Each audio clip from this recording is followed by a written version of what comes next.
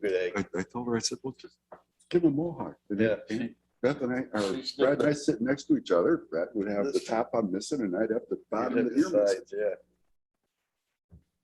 I'd have She to, thought that was fun. I'd have to, she is a good egg. Huh? For someone that can't hear, she's unbelievable. Here's a little. Yeah. She's spot on. And she makes good munchies, you know. She always gives me recipes. Oh, Have you yeah. tried this? Have you tried this? I'm like, oh my God. Okay, Peter, everything's set if you want to start. Okay, thank you very much. Good morning. Welcome to our November 18th meeting of the Warren County Local Development Corporation. Jim is going to be attending via Zoom. He is not feeling well, so I welcome Jim. Can we first get a motion to How about we do a roll call first? okay, roll call Okay, Peter McDevitt, here. Craig Leggett. Here. Brad McGowan, Here. Gene Merlino, Here. Jack Diamond, Here. Mike Wild, Here. Travis Whitehead. Here. All present. Can I get a motion, please, to approve the minutes of our September 16th meeting? So moved. We have a motion by Supervisor Leggett, is supervised by Supervisor Diamond. Any discussion? Comments? All those in favor? Aye. Roll call. Peter McDevitt, Yes. Craig Leggett, Yes. Brad McGowan, Yes. Gene Merlino, Yes. Jack Diamond, Yes. Mike Wild, Yes. Travis Whitehead. Yes. Financial update, the review and approval of our September 2021 financial statements. Lisa, would you like to take us through that exercise, please? Sure.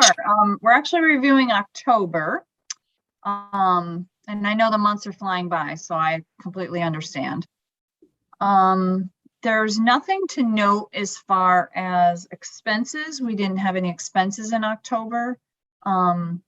You will note that the accounts payable is significantly decreased, and that's due to the fact that we have now submitted reimbursement to Warren County now that the contract is finalized. And then we've also issued payment to the EDC for their services through September, I believe I issued payment. So you will see those accounts payable and accounts receivable decreased because of that.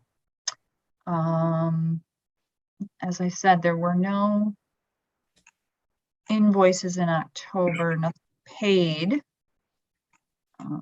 So that's really about it. I don't know if Jim wants to add anything or. The only thing I would add is that we received the invoice for our council after we had sent all of the materials to you ahead of the meeting. So it's not an October expense, but I would like to at least apprise you of it. To me, it's very reasonable. There's a description of the time that's been spent on the various matters, and if appropriate, also schedule that for payment, just because there's a early payment opportunity there to save roughly $50, I believe, if we pay before the next meeting. What's the amount? Oh, sorry. The amount before or after the discount? What's the actual charge? The actual charge is $2,320, and if we take the early payment, it'll be $2,273.60. And So what, we'd be saving $46.40. and what services did they render for us? They are for June and November. So it's 2 months worth of services. The invoice describes the individual hours and what each hour was spent for. Is there any reason why you don't have them forward the invoice to the directors? I wasn't aware that we hadn't. I'm sorry. Yeah, we actually just got the invoice yesterday. So do you have a copy of the invoice today? I can forward a copy of the invoice once I get back to the office to everyone. But I do have a copy of the invoice with me right now. We could Can we run that into the office next door and just make copies and hand it to everyone, Linda? Yep. If I don't know how to use the copier, but Well, I they'll can have see to, you'll have to pass the security test and then, oh, okay. you have to sign a release form. The and all ladies that will help. Stuff. So we'll see you in a half hour.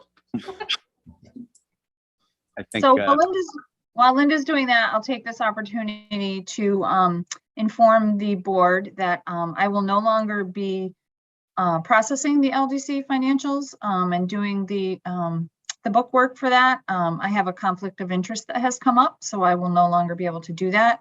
And I believe the interim solution right now is for Linda to take care of that stuff. I will be training her, obviously.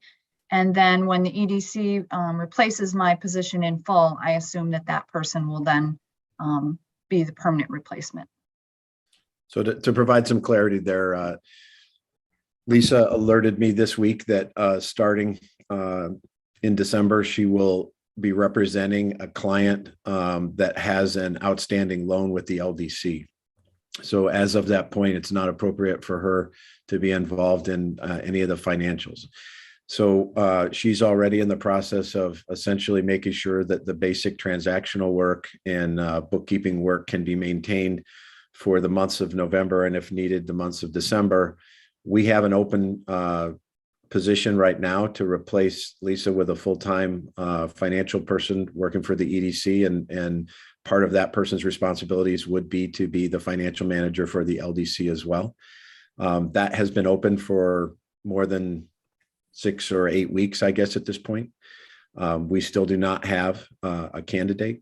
I'm happy to talk to you individually if you know of anyone that you think might be interested or why that may be occurring.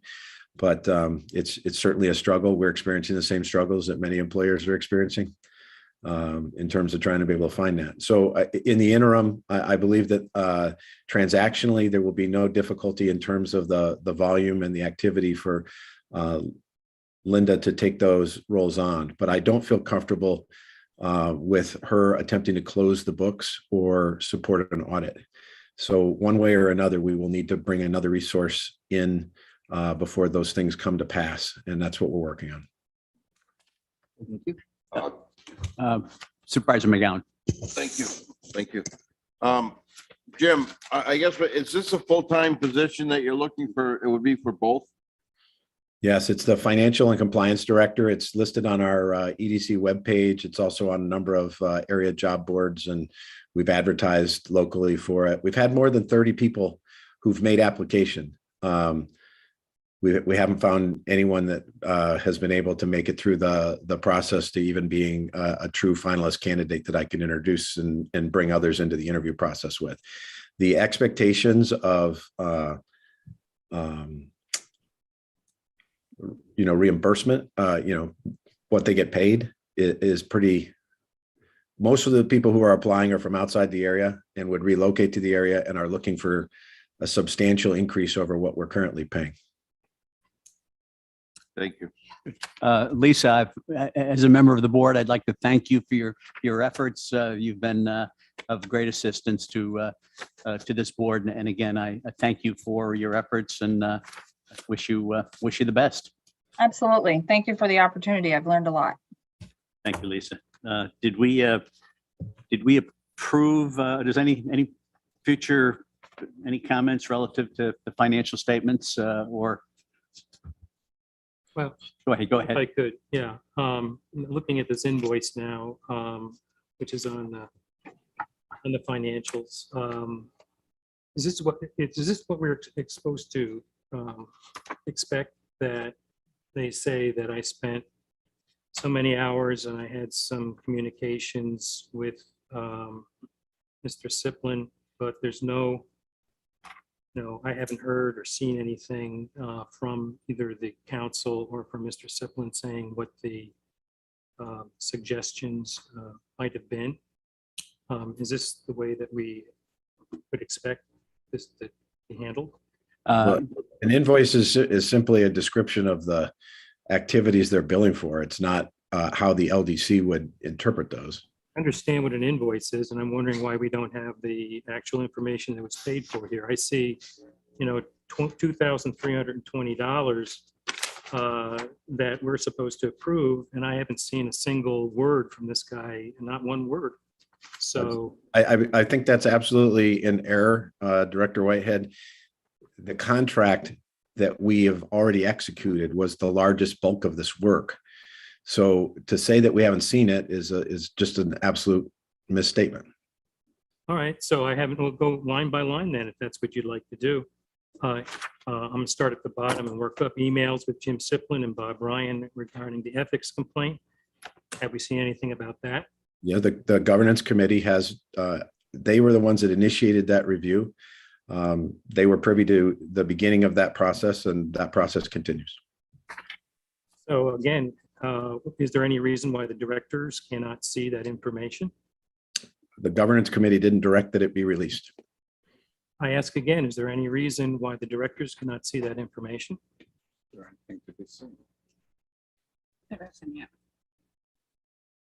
Hearing nothing, the next one is review enabling legislation for LDC.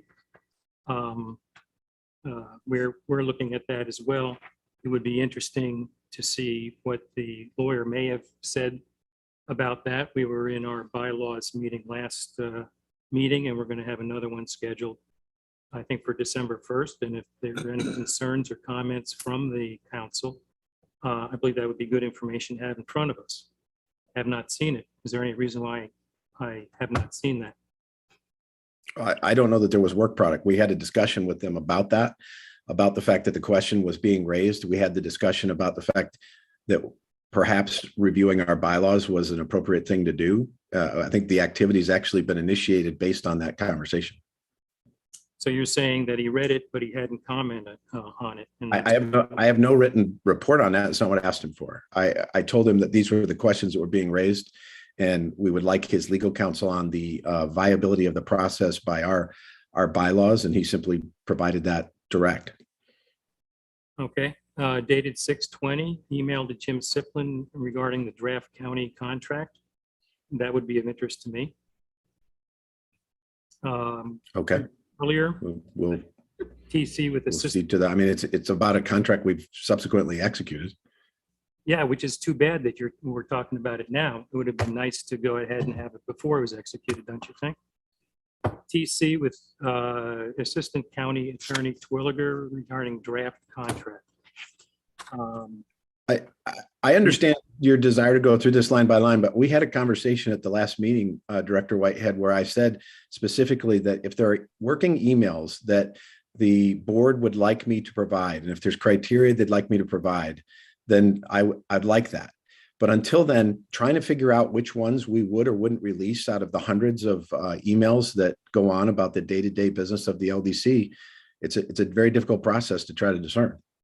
So, Mr. Siplin, at the last meeting, I asked you for all the emails regarding any conversations you had with any individuals that may have had concerns about how this board was being operated and what your response was.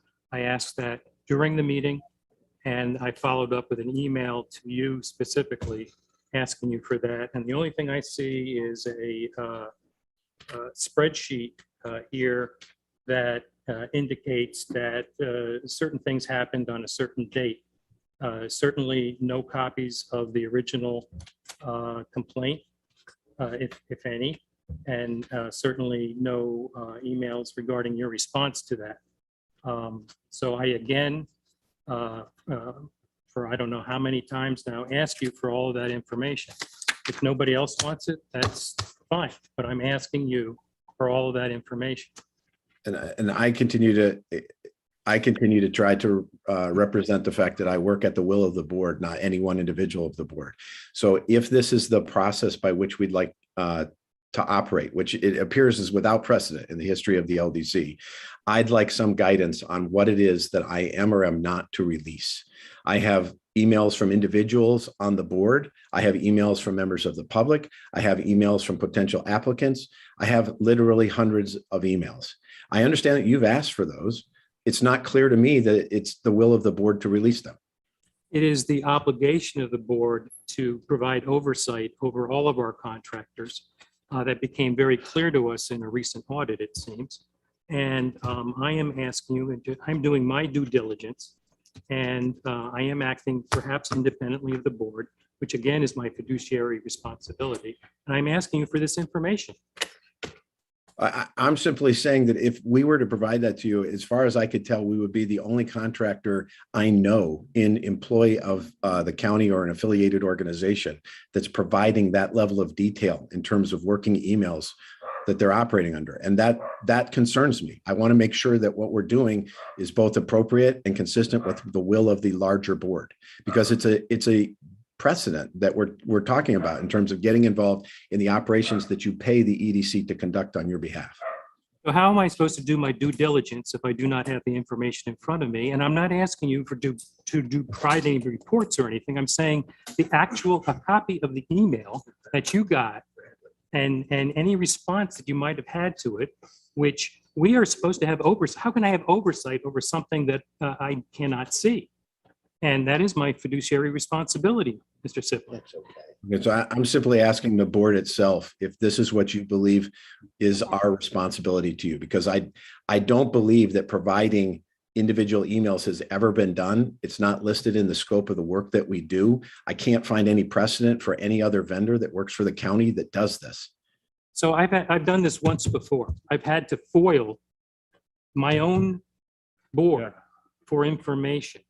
Is Yeah. that what you would like me to do? Mr. Chairman, there seems to be a conversation going on independent of the board meeting itself. If I may, most conversations should go through the chairman, and I will speak to the chairman on this, that the president of the EDC states it correctly, that there has been no directive from the board for his actions to provide a more detailed account. And if I can just relate, as a supervisor of a town, we have attorney bills that come in every month that are much more than this is lined up to be for the whole year to date. And oftentimes in these conversations with attorneys, they are conversations. There may be an email back and forth that is fairly simple. The attorneys bill for all of their time put into creating an email or doing the follow-up from a short phone conversation. Let's say you are to review enabling legislation for the EDC and it comes out to 2.2 hours. I think that is all fair. I would ask you, Mr. Chairman, if the role of the board is in an oversight capacity, but that oversight has a limit. At some point, it becomes a micromanagement. And sometimes that micromanagement is warranted. But in this case, I do not see where these activities that have all warrant any other microscopic view of everything that has been said and done. I think it puts a burden onto our contractor, the EDC, to come up with explanations for all of this. And it is going well beyond the scope of what this board needs. If there is any inkling that there is impropriety between what our contractor, the EDC, is asking the attorney for the LDC to do, we can look into that more. And perhaps that would be something for a governance committee to look into. Thank you. Mr. Chair. Supervisor Wild. Thank you, Mr. Chairman. I agree with Director Leggett. It does become a burdensome task. I felt very comfortable with Mr. Siplin's review and discussions relating to these issues. He's been upfront with all the different elements in terms of what we've had to deal with. And there has to be a certain level of trust that we put into our organizations that we work with. As a board member, I don't have the bandwidth to micromanage, but we ask questions. I do myself personally to determine the competency of whoever is presenting something to the board, whether it's this board or another board. I use that as my filter to find out whether or not we're moving in the right direction. This request, I believe, is inappropriate. it does create too big of a burden, and I would not support this. Mr. Chairman, I'd like to respond to those last two. Yeah, Am I- can we kind of wrap it up at some point here, Travis? Yeah, so Please, the please. question is, am I a client of Mr. McCarthy? I believe I am a client of Mr. McCarthy. I believe all the directors are clients of Mr. McCarthy. I don't believe that Mr. Siplin, As a body, excuse me, as a body, as a body, as a body. Mr. Siplin, as a contractor, is not a client. I am going to foil these things. Typically under FOIL, you can go ahead and say this is attorney-client privilege, but I am the client. I am not asking for explanations. I am not asking for reports. I am asking only for the raw data between my attorney, our attorney, and us. That's all I'm asking for. So that should not be any burden to anybody. And I'm wondering why we even allow our attorney to be working with one of our contractors. Not that I'm saying we shouldn't. All I'm saying is, it goes the other way around. I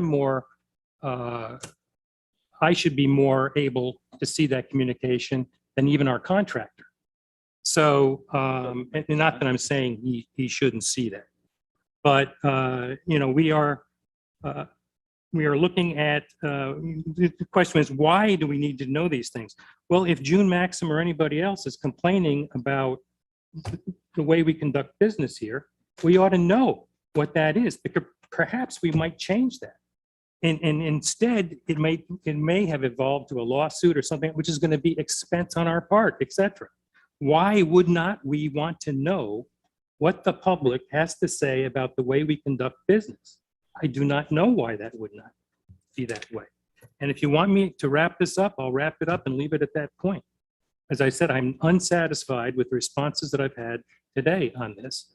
And the next thing I will submit FOILs for my own information.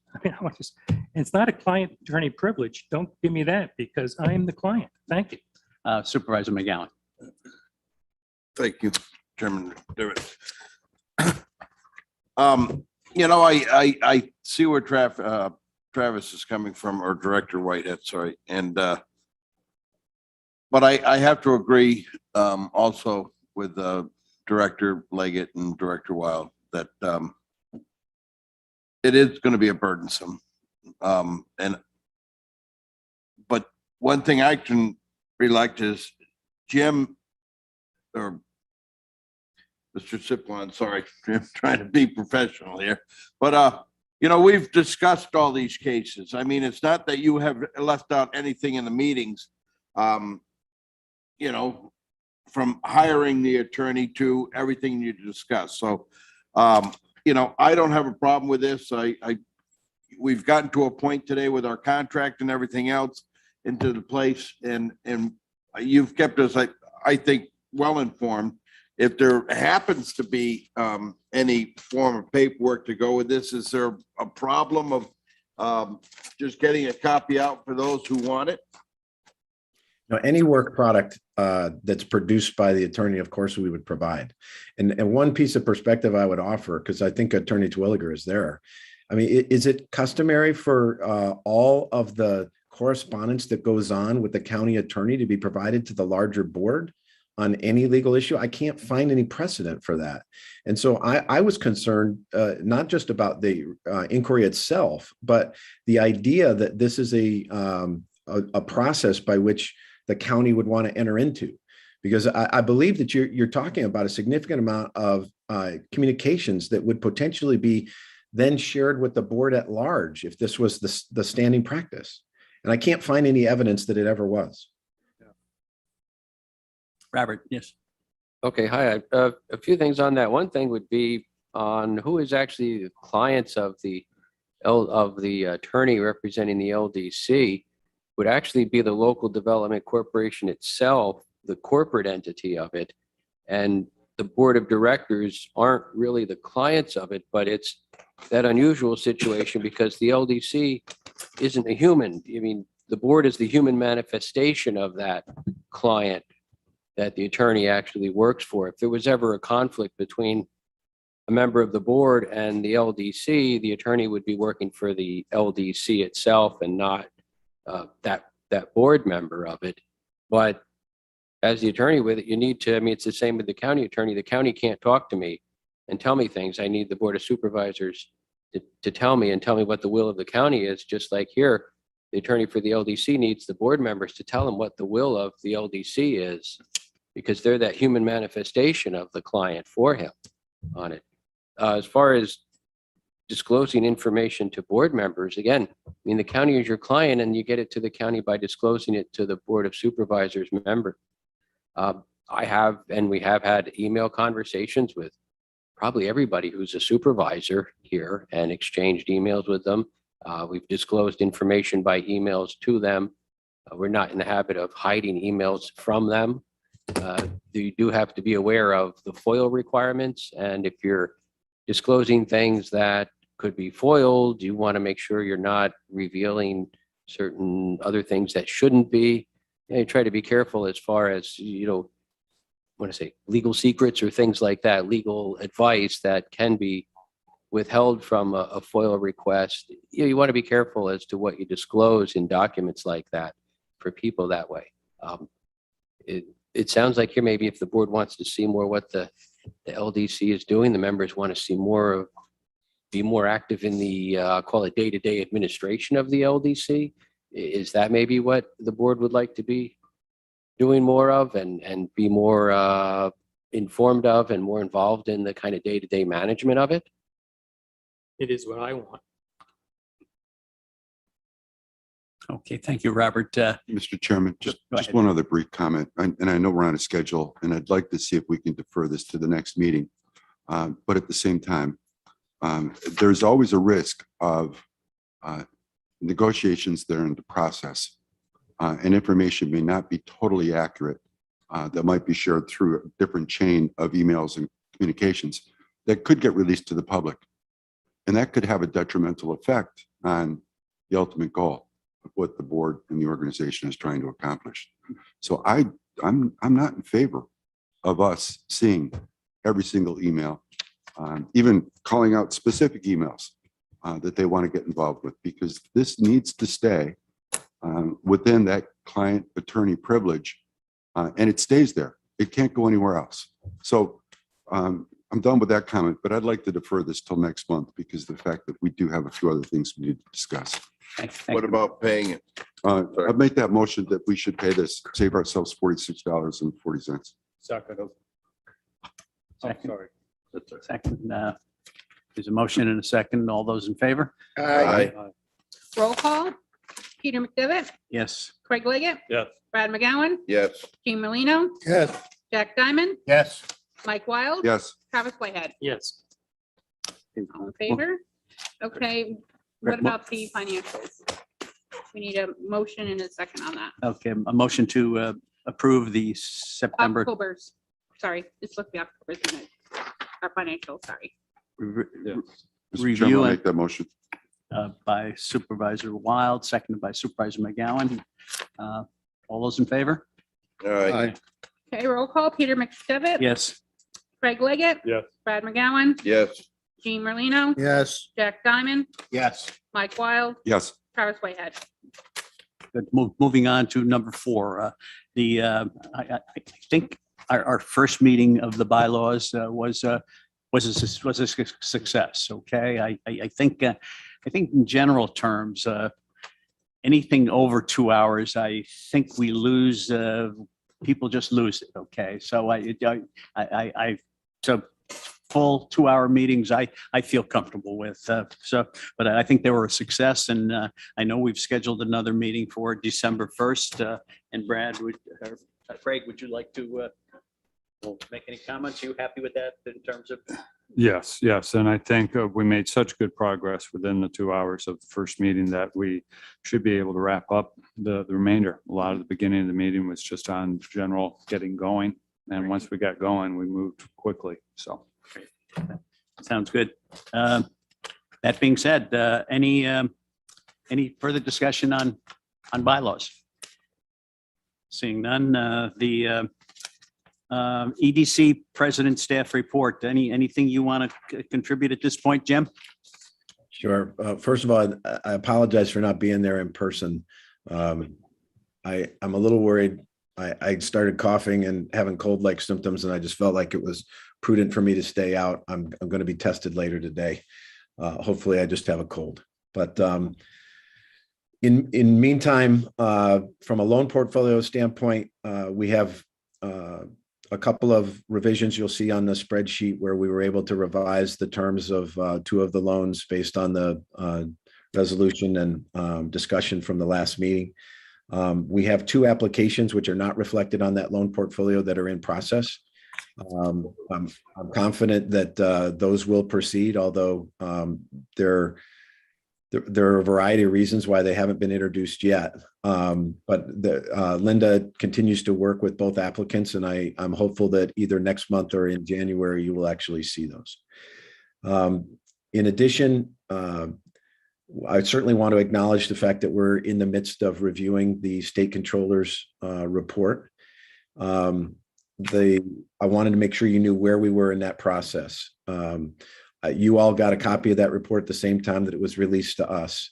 And we were then directed to schedule a meeting with the chairman of the board, together with the president of the organization and the administrator of the organization, which occurred. We have 30 days from the time that report was released to issue a response, which is a formal part of the report before it becomes a formal accepted work product. So in the discussion that Chairman McDevitt and I had with the state controller's office and the auditors themselves, there are a number of areas of potential either missing information or incorrect statements that we addressed in that meeting. And we'll continue to, we've worked with our attorney to try to draft a response that would be the formal response. But this is simply a matter of correcting anything that is in error. I'll give you an example. In the report, for instance, there was a discussion of the fact that for one of the loans, that there was not the appropriate securitization filed with the county. That's actually been done, and so we can correct that. At the time of the audit, perhaps it wasn't done, but we would certainly want to acknowledge the fact that that has indeed been done. But this is not a place where we make a decision on changing any of our policies. That is the corrective action plan. And I believe it was Director Whitehead who identified the fact that that's actually on a 90-day process from the time that the report is released. So they laid out a number of areas where they're suggesting that we review our current practices. We had some discussion about that in the meeting, but I think it's really up to us as a body to decide what to do, and we have 90 days to do that. So once we get through the process of drafting the report, which of course we will send to you before issuing it to the state controller, I would suggest that we then embark subsequent to our bylaws discussions, because I think our bylaws discussions may actually address many of these areas. But we would then embark on a directed meeting to consider any changes that we would like to make in terms of a corrective action plan. That does not have to be filed until February of next year. And so I would suggest that it may be appropriate for us to do that after the holidays, but that's completely up to you. We can begin that work as soon as you would like. I'm sorry, was there a question? I just wanted to clarify one thing, Jim, if I may, please. So at our next LDC meeting, what would you provide to this board in terms of, a response to the comptroller's office? Well, the next board meeting will be after the 30-day requirement to file the response. So we will share the response with you before we file it with the state. But the response itself is simply, as I said, a matter of either accepting the items that are identified in the report or identifying where there may be either a revision or additional information that is relevant. And so I don't think that that's so much about our our process or our conduct as it is clarifying any question or any inaccuracy. There were 2 or 3 of those that were identified. I mentioned one of them. There was another one that had some discussion about whether or not loans had been modified without action of the board. So we will simply provide the identification of the times that the board did indeed resolve to make changes in the loan terms. There's a larger question, which we talked about it with the state controller's office, which is that the report itself does not acknowledge that during the audit period was completely during the period of COVID. It's 2019 and through 2021. And that period of time, without acknowledging that COVID was occurring, there's some missing context here for why it is that loans, for instance, would have been their terms or their any of the specifics around loans might have been modified. So we had a long discussion with them about the fact that, and they agreed that it was appropriate to acknowledge the fact that COVID was a backdrop for that period of time. So that if someone were to read this report a number of years from now, it would be clear that there was a context for why somebody would have made changes to a loan term or basic condition. But these are not, I don't think, the material issues that are in front of us. I think the opportunity to do what we're doing with our bylaws review which is really look at the process by which we operate and look for opportunities to improve that. The state controller's office is clearly identifying a number of areas where they suggest that we do that. And that was already underway by our staff in some of these areas. In some of these areas, the bylaw review is also addressing it. And in some of those areas, I think there's conversation yet to be had. One of those that I would identify to you is around the Business Review Committee itself. The Business Review Committee has always been a part of the process with the LDC. When the LDC was formed under county leadership 30 years ago, a Business Review Committee during that time was established. And it's a part of the fabric of the way that the entity has worked for many, many years. But the times have changed in the 30 years since that was initially developed, and today's process for instance, open meetings laws. And I think there's an open question about whether or not the way that it's currently being conducted is the way that the board would like to see it being conducted. We have a Business Review Committee, which is made up of senior loan officers from 3 banks, a local attorney, and a local CPA. That was always by design. I had meetings with Mike Borgos and a number of others that were involved in the early establishment of the LDC and the constructs around it to better understand the history here. And they shared with me some of why they decided to do what they did. That helps provide at least a foundation for knowing why it is that we have the process that we have today. The state controller's office suggested that we consider making those meetings public. And I have a very big concern about that, because having a discussion about a potential loan applicant in public could have a chilling effect on whether or not someone would even enter into the process. So their suggestion was, well, perhaps then you would actually notice the meeting and hold it in public, but immediately go into an executive session. And the discussion of the loan applications themselves would be held in executive session, and you would come out and you would be in the public. I find that process troubling. It doesn't appear to be a true public meeting. It's more of a, to me, maybe a charade, but it's not my call. It's the board's call to determine this. Today, the banking review or the financial review committee essentially takes those applications up outside of the public eye. And then they make formal recommendation to the board. And at that point, the board determines at which point they make those things public. I think this is a big area for us to look at collectively as a group and determine what is not only the will of the board, but the appropriate response going forward. And I want to make it clear here that the EDC, we clearly understand our role. We are a contractor here to carry out the direction of the board. We're your current contractor. We weren't always the administrator of this organization. And in fact, during the period of audit, we were not the administrator of the LDC for the majority of the time that they considered. They went all the way back to 2002 and 2004 in terms of the loans that they reviewed and the processes that they looked at. Even though the timing of the audit itself was from 2019 to 2021, they felt it was appropriate to look back that far at loans and practices. My point on that is that encompasses time that the EDC had nothing to do with this. And so we're not in any way defensive or trying in some way to even articulate our expectation or our view. But we're here to carry out whatever it is that you think is appropriate.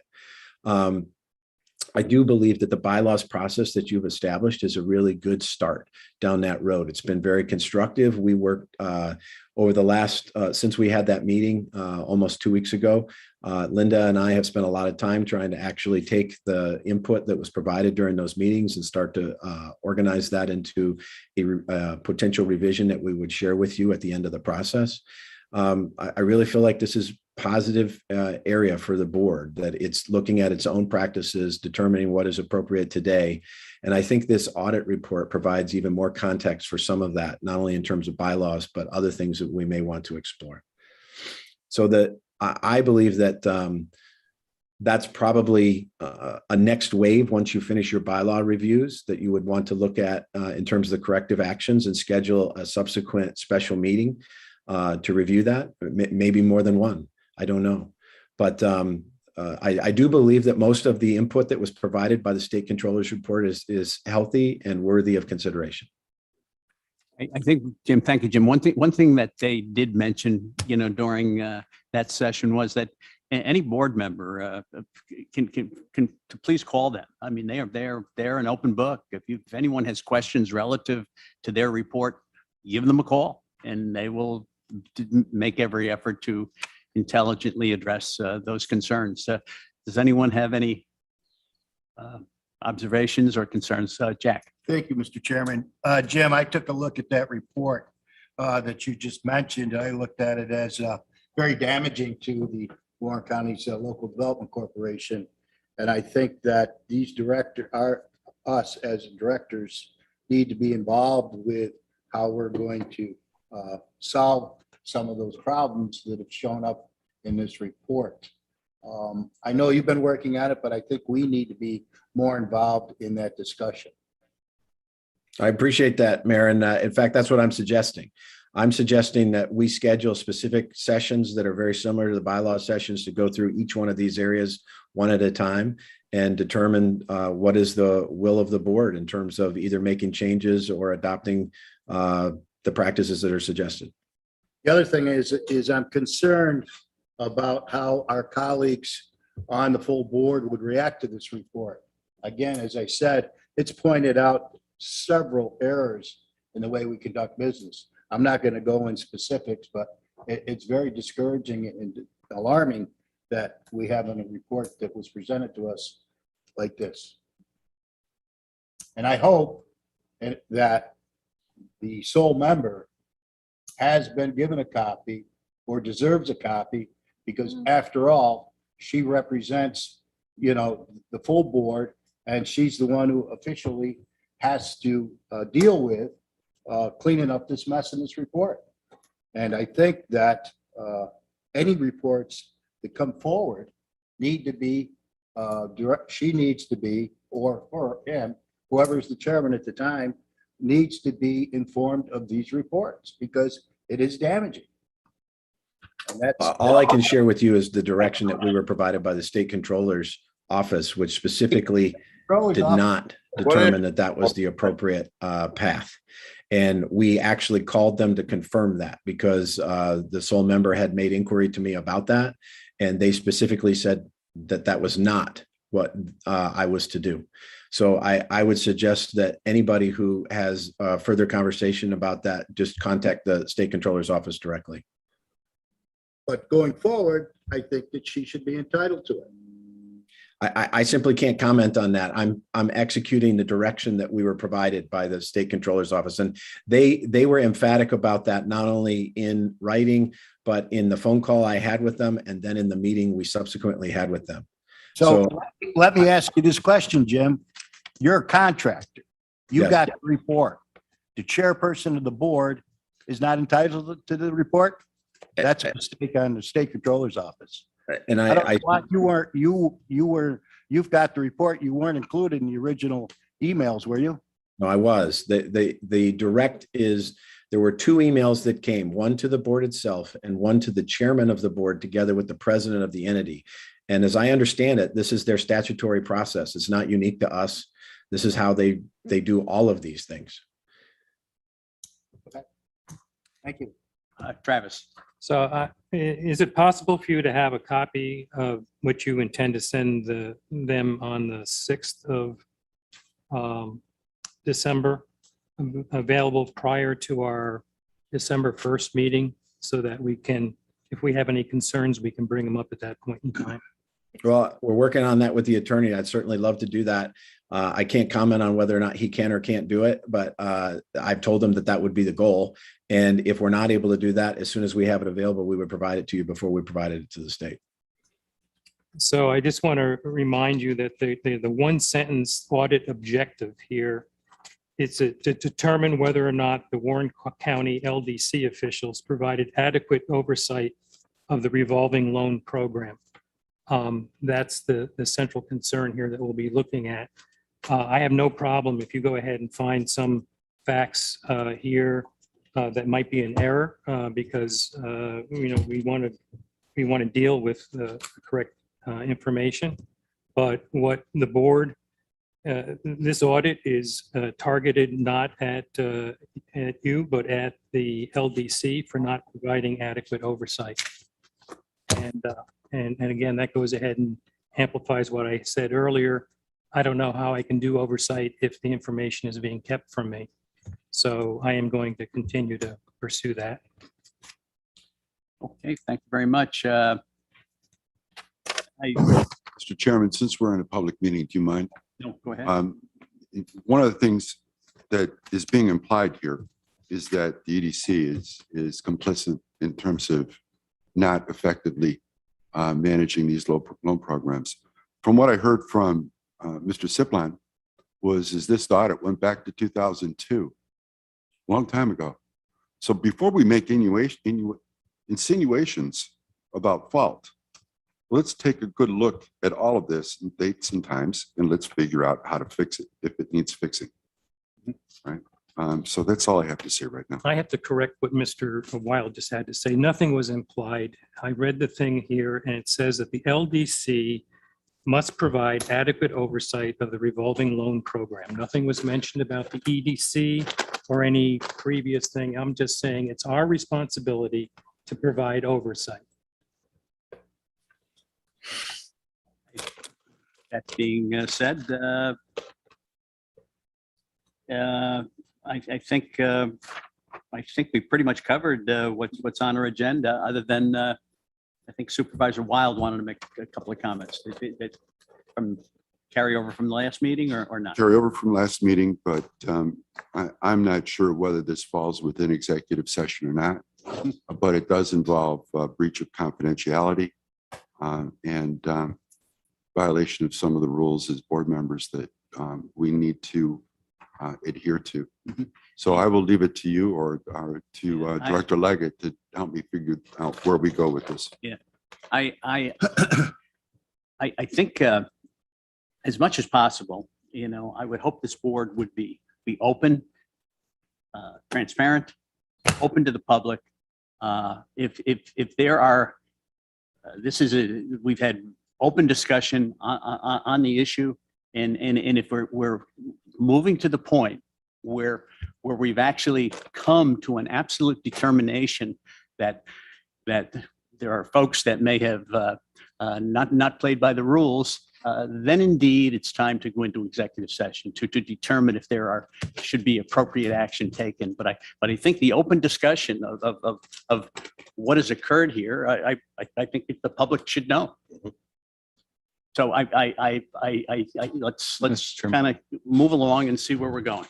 Yeah, just for information on this then, has there been a situation where information was released that was asked not to be released? Yes. to the best of my knowledge, from a number of different sources. And did that come from within the ranks of the board? Yes, Because who else would have had it, correct? that's true. Okay. Those are passed. Who brought the information up? I heard it from, I've heard it from multiple sources. Look, gentlemen, we could go in Well, to you all brought sorts this- of, you brought for this instance, up last so- meeting, Mike. You so wanted I will bring it up. And you're having Mr. McDevitt, the chairman, No. bring it up again. No, Why don't you share with us publicly I at will. an executive sessions with the information that you discovered, period. Yeah, I agree. And we can talk about, I Okay, agree. I will do that. it, right? So on November 4th, as board members, we received the draft report from the audit team.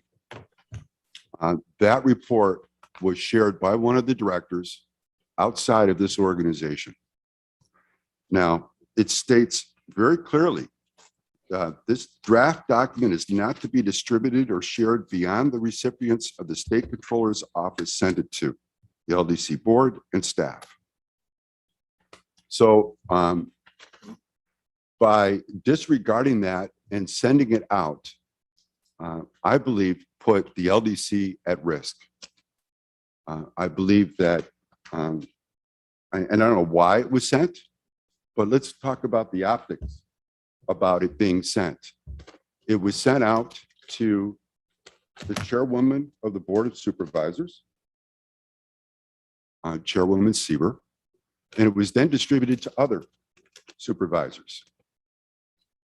All in disregard with the fact that the state controller's office, as was defined by Mr. Sipline just a few minutes ago, was clearly defined as saying, this is where it stays. The reason why it stays is because it's draft. It is not a final document. There are issues that may need to be corrected, not only from the standpoint of the operations of the EDC or the LDC, I should say, not the EDC, but also from the standpoint that the auditors may have misrepresented or not understood the whole facts behind something, as Mr. Sipline mentioned with the fact of the COVID responses and what we did. Now, I can only say from an optics standpoint, it looks like a witch hunt. Why would this be sent out by one of these directors on this board to other people unless they wanted to start to bring a groundswell of antagonists against this board for things that I was never being party to? I don't know how many people were on this board in 2002 when some of these pieces were directed in the manner that they were. So I'm going to call out, Mr. Whitehead did this. I take offense to it. As I said the last meeting, it's in violation of public officers law to blatantly disregard confidentiality. And I can go through the public officers law if I need to again and find the exact statement, but it was in there. So what do we do when one of our team decides to blatantly come out and disregard confidentiality, who now wants more information from attorneys and everything else? Where would that go? So I asked this board, I said, what are we going to do about this? Right? It's inappropriate. It's possibly illegal. And it's definitely something that shatters the trust that I might have with one of our board members, because we can't keep things confidential. And it's not like we're trying to hide anything from the public. That's not the situation that we're in. We're in the situation of saying that we need to make sure that all parties involved have a clear understanding of each other's position, and then allow the state controller's office to come back with their final report. That gets released. That gets discussed. That's fine. But in this instance, it is more along the lines of nefarious activity. Why share this? I ask any of these board members, why would you share this outside this board? I would like to answer that. other than the fact of possibly looking to create more issues for this board. And I've said it before. I've said it at IDA meetings when I've sat with this man on the IDA board. I've said it in front of this board, the Board of Supervisors, that we need people on boards that are going to cooperate. If there's problems, come up with a solution. Mr. Whitehead has a history of identifying problems and then running away to find the next problem for us to address. I get it. There are problems. We need to be able to work together to resolve these problems and make sure we move forward in the right direction. We don't always do that. So I'm querying this board. Where do we want to go? Is this the type of action that we feel is appropriate for a board member? And again, I'm going to ask all of you, do you feel it's appropriate, and does it damage your trust in what this one board member did? So Director Whitehead. you heard part of the, you heard Mr. Wild's, Is Mike finished? Wait. I'll yield the floor. you heard Mr. Wild's opinions on this, and I'd like you to give me a few minutes to respond. I did receive this information, this report, as all of you did. And almost immediately, when I looked at the distribution, I saw that our sole member was not on the distribution list, and I passed it on to our sole member and her second. That's all I did. It's all I ever did. And her who? Her second, the vice chair, who acts in her stead if, she, for any reason, is indisposed or out of town or anything else. So those are the only two people that got this. I thought it was There is no second. her vice chair. There's nothing in the bylaws. The vice chair, in case of absence, incapacity, or inability of the chairman to act for any reason, the audit and finance chairman of the board shall perform the functions, powers, and duties of the chairman within limits of the statutes. He shall also be bonded in the same amount and fixed for the chairman of the board. That's from Is that Board of Supervisors or that's LDC Board? of Supervisors. It's local law number 1 of 1968. I sets think the- we run by the bylaws of the LDC. We are, but then, well, no, you're actually run by the original document, which talks about who the sole member is. And the sole member is the current chairman of the Board of Supervisors. So, last year it would have been someone different, and the year before that it would have been someone different. It changes each year, but it's the elected, the chairman of the Board of Supervisors, who is the sole member of this. That's your interpretation of it. I think that is my interpretation. I think it is the interpretation. I would question that. Which part do you question? The whole thing about a second with a sole member of the LDC. Oh, the second. I'm just saying that the second is the LDC is tied to the chairman of the board. The chairman of the board's second is defined here in local law 1 of 68 as the second. So, I mean, I did not share it with anybody else. However, this has made the papers thanks to Mr. Wild. June Maxim has already gone ahead and written something about this. So, if anybody's spreading it, I think it's Mr. Wild by bringing this up. But my report was my action was to make sure this report found its way to our sole member. Mr. Chairman? Go ahead. 2 comments, maybe 3. I haven't shared this with anybody outside this board. One of the things that has always confused me is the role of the sole member, what the sole member's rights and responsibilities are. My understanding, looking at the bylaws, is that the sole member appoints members to this board. They don't have any voting rights. They don't control the LDC other than appointing individuals to this board. Or, So, and it's, Or it's, remove, you're right. or remove. Yeah, or remove, Yeah. right? Yeah, that's correct. Yeah. So, again, I heard what Director Whitehead said. It's just, in my perception, it was a blatant disregard for the statement by the controller's office that said, don't distribute this. It's confidential. It also said to the full extent of the law is what it said. And Mr. Wild was on the board as I was 2 years ago on the IDA board when an audit also came up before us. The chair asked to go into executive session.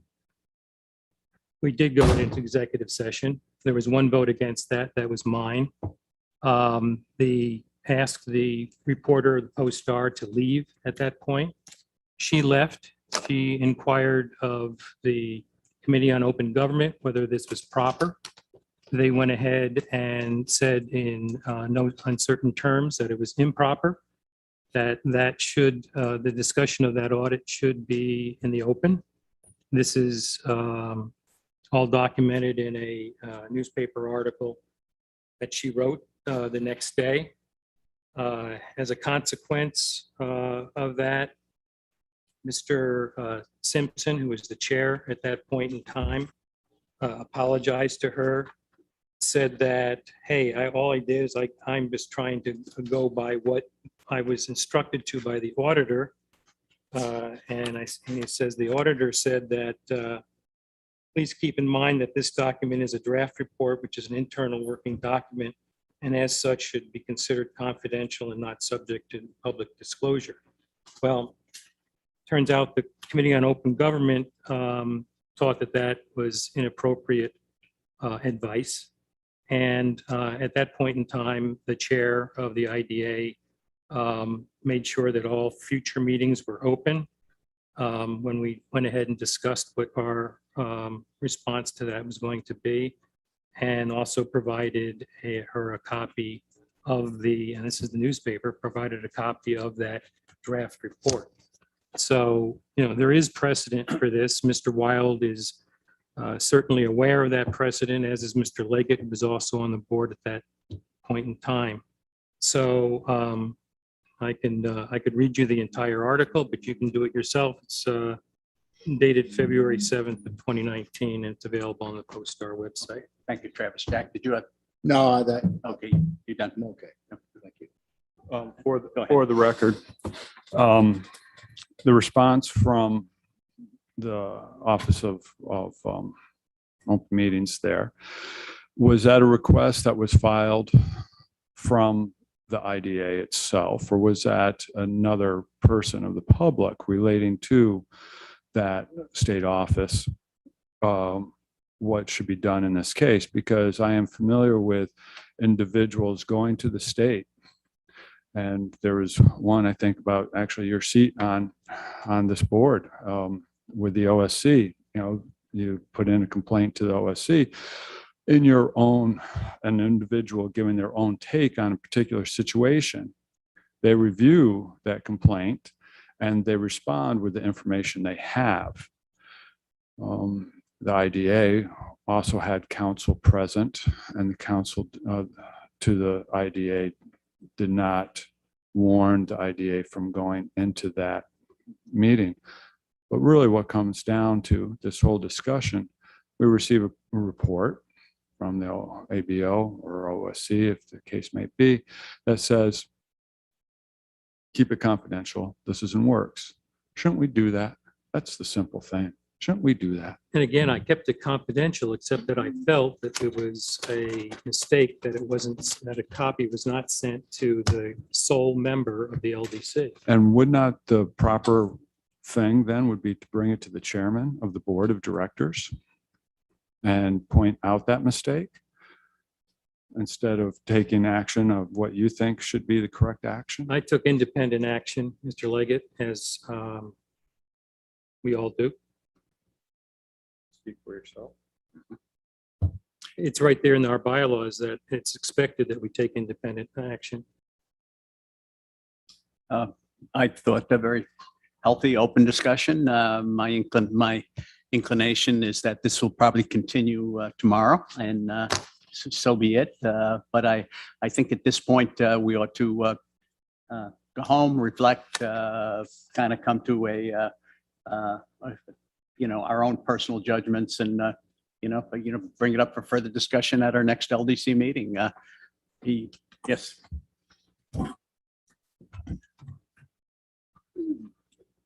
Thank you, Chairman McDevitt. Since you've indicated that you believe this will be a topic that will come up during tomorrow's board meeting, of which we have a lot of business in front of us, I'll say this here today then instead of tomorrow. And I wish that Robert, I don't know where Robert just went, because he's been very much involved with this. If anyone has contacted our county attorney since the release of a draft audit, you will be aware that he's incredibly concerned over the fact the sole member was not notified, that we do have an obligation to protect the taxpayer, and of course, we have an obligation to communicate with members of the board, particularly when there's dollars that are designated from the Warren County taxpayers towards the LDC. Attorney Twilliger has worked closely with me in looking at the bylaw since January. There were many, many aspects of this that we were not complying with as it related to the LDC. But I want to clarify a few things that you've all said here today, because I think it's important for the public since you'd like this on open record. Number one, your member Whitehead, did send on to me a report of a draft audit by which the comptroller's office, if you read those instructions, asked that it be remain confidential. It was not a shall. On top of it, at no point in time would a reasonable human being think that sharing it with a sole member of a corporation be deemed to be wrong or not kept within the process of the Board of Supervisors. The only reason I'm the sole member is because I'm the chair this year. And he's right when he talks about who the second in command is. If I am out of town, if I can't sign something, and it was during this time that I was also away on county business heading into NACO. So it's not unreasonable to think that a member on this board would say, we just got a draft audit. It says, Linda, I'm sorry. I see you shaking your head no. And this is clearly just my opinion. But when I looked at our county attorney, when I looked at this and I reached out to our county attorney, his immediate response to me, and you can of course ask Robert, was, Rachel, this is something we need to know about. My job is to protect, is what he said to me. My job is to protect the county, the sole member. So I appreciate the fact that other members on this board would say, you have a sole member of the LDC. She should probably know about this. I've asked repeatedly to be kept into the loop on what's going on with the LDC. But as Supervisor Wild assumed incorrectly that the only role of the sole member is to appoint people onto this board, I appreciate Supervisor Diamond highlighting it's also to remove people from this board. On top of that, there are additional responsibilities as sole member. And if you'll read the bylaws under the last article here, it was an amendment that was put in. It also talks about Article 2 of these bylaws may not be amended without the approval of the sole member. For me to stay informed of what's going on in the LDC, I've been at every one of your meetings, either by Zoom or in person. I've spent a great deal of time understanding these bylaws and where we were not complying previously. I've worked very hard to look at the term limits and other responsibilities as sole member. And I've spoken with each and every one of you about the roles and responsibilities on the LDC. I appreciate the county attorney's time, outside counsel, and of course, Jim Siplon's time, because this has been something we have invested a lot of energy into. But if you've got questions on why the sole member should be made aware of a report, which again, asked, this idea of it being a witch hunt, first of all, I'm offended by the term. Secondly, I'm also offended by the fact that it would be alluded that it would be some type of criticism of the EDC or the LDC. If anything, this is being stretched way too far to make it sound as if Travis Whitehead violated confidentiality of the LDC because he shared information with the chair of the board who's legally responsible as a sole member. And furthermore, for the record, I do not communicate with June Maxim. I didn't send this on to her. And in fact, I did my due diligence under the state county law, which was to contact our county attorney immediately, who also reviewed this along with the county treasurer and the county administrator. That is my job as the chairwoman of the board and as your sole member. So just in advance of tomorrow's meeting, if you're so inclined to bring this up again, I'm happy to revisit these issues. Our new county attorney is also on this and has reached out to the comptroller's office, and we will continue to do our due diligence under the responsibilities of chairwoman of the board. Thank you. But thank you. Mr. Chairman, Go ahead. I'd like to be recognized, Go. please. Yep. In fact, it appears that this is going to come up tomorrow, so there has been some discussions. Obviously, you said that this topic is going to come up tomorrow. I don't know. You did mention it earlier today in a few minutes, Yep. but maybe we ought to reach out to June Maxim and find out who gave her the information.